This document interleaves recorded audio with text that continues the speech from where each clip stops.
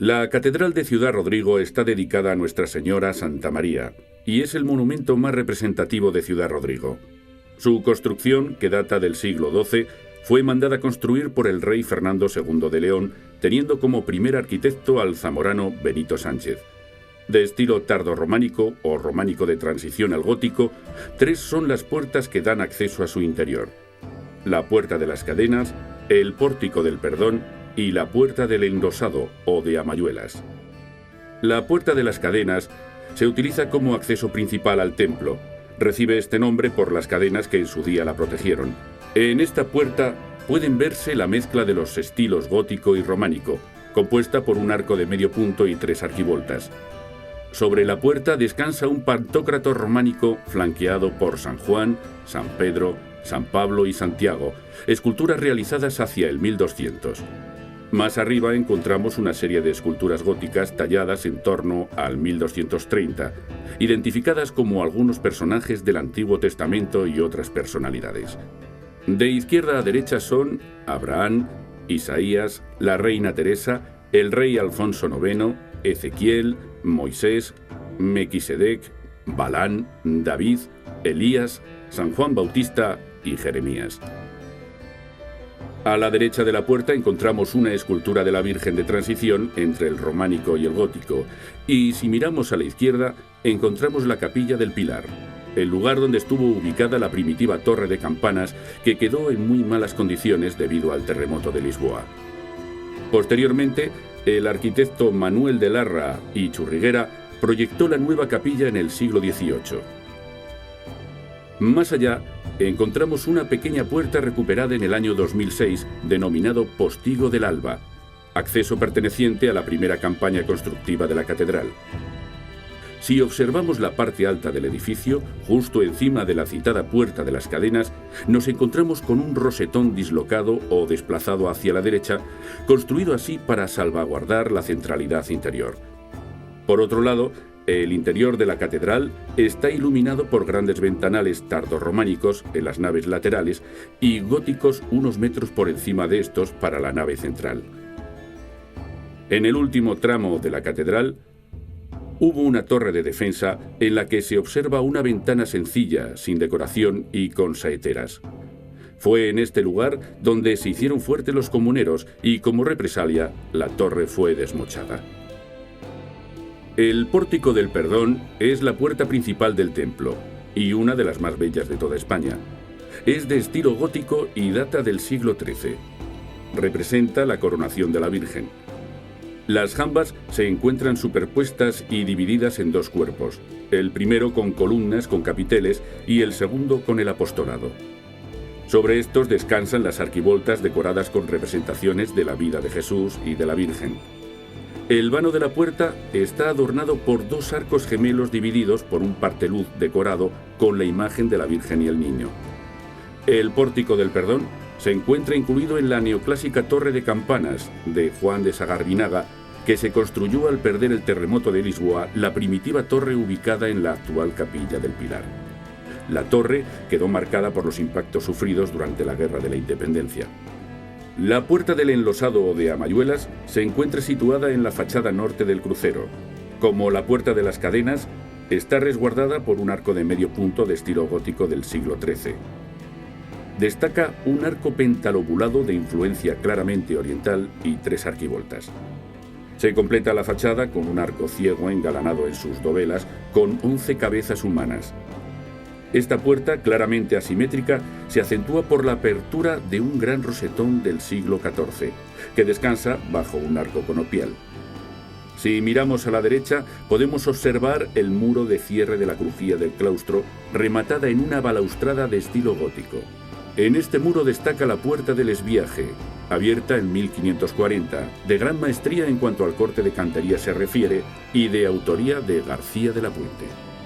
Si pasamos al interior de la catedral, descubriremos 3 naves bien diferenciadas por pilares con semicolumnas en los frentes y pequeñas columnas en los codillos, con capiteles historiados y vegetales. La nave central culmina con la capilla mayor. Originalmente más baja, sufrió ciertas modificaciones que elevaron su altura, construyéndose una bóveda de crucería estrellada bajo la dirección de Rodrigo Gil de Hontañón en el siglo XVI. En esta capilla hubo un retablo de madera, pintada sobre tablas, obra de Fernando Gallego, que fue desmontado. Actualmente se encuentra en Tucson, Arizona. Hoy, en este lugar, hay una imagen de la Asunción de Juan Pascual de Mena, labrada en 1781 para el retablo mayor de la iglesia del Monasterio de la Caridad, y a ambos lados las tallas de San Pedro y San Pablo, elaboradas posiblemente por el mismo autor. La capilla mayor cuenta además con varios cuadros barrocos. Junto a la capilla mayor, otras dos. La capilla del Evangelio, que fue lugar de enterramiento de la familia de los Herrera, con retablo barroco de madera dorada, donde destaca un cuadro de la Virgen de la Faja del año 1764, obra de Francisco Javier Ramos. En el lado opuesto de la capilla mayor encontramos la capilla de la Epístola, Panteón de los Pacheco, con un retablo de madera marmoleada del siglo XVIII en la que destaca una hornacina trilobulada y la imagen del Cristo de Oriente, talla del siglo XVI. En las naves laterales, de estilo románico hasta la línea de impostas, se abren al exterior 3 ventanas en cada tramo, cuidadosamente labradas. Las bóvedas son de estilo gótico. En la parte superior, cerrando el crucero, aparecen unas figuras monumentales, de entre las que destacan las del primer tramo de la nave, identificadas como el rey Fernando II de León, la reina Doña Urraca, el primer obispo civitatense y una de las primeras esculturas realizadas sobre San Francisco de Asís. En el extremo inferior del templo se encuentra la capilla del Sagrario, donde podemos ver una Virgen de alabastro policromado del siglo XV, de estilo gótico, y la capilla de la Soledad, ambas con retablos barrocos. En la nave del Evangelio se encuentra un altar de alabastro del siglo XVI que representa un descendimiento de la autoría de Lucas Mitata. En la nave contraria, la llamada nave de la Epístola, encontramos la capilla del Pilar, de mediados del siglo XVIII, dotada de un gran retablo barroco dorado, obra de Miguel Martínez. El coro está realizado por Rodrigo Alemán entre los años 1498 y 1504, de estilo gótico plateresco, salvaguardado por una reja forjada en 1699 por Gregorio Rodríguez y Francisco de Gamboa. El coro consta de 72 sillas distribuidas en 2 filas, la primera con notables respaldos o entrepaños tallados con un fino entretejido de motivos vegetales, animales, seres mitológicos, fantásticos y de un gran significado iconográfico, excepto la silla central con un bello relieve de San Pedro. Debajo de los asientos se encuentran las misericordias, pequeños soportes que permiten cierto alivio mientras se permanece de pie, decorados con temas profanos con contenido alegórico. Los brazos de las sillas, llamados paciencias, están ornamentados con figuras encorvadas de animales. Flanqueando al coro por ambos costados se encuentran 2 órganos revestidos de adornos barrocos. El pequeño o realejo fue realizado en el siglo XVI por Pedro Livorno Echevarría, con arreglos posteriores al siglo XVIII. El mayor fue construido en torno al siglo XVII y trasladado a su actual ubicación en el XVIII. El trascoro del año 1787 es obra de Ramón Pascual Díez, realizado en estuco imitando al mármol.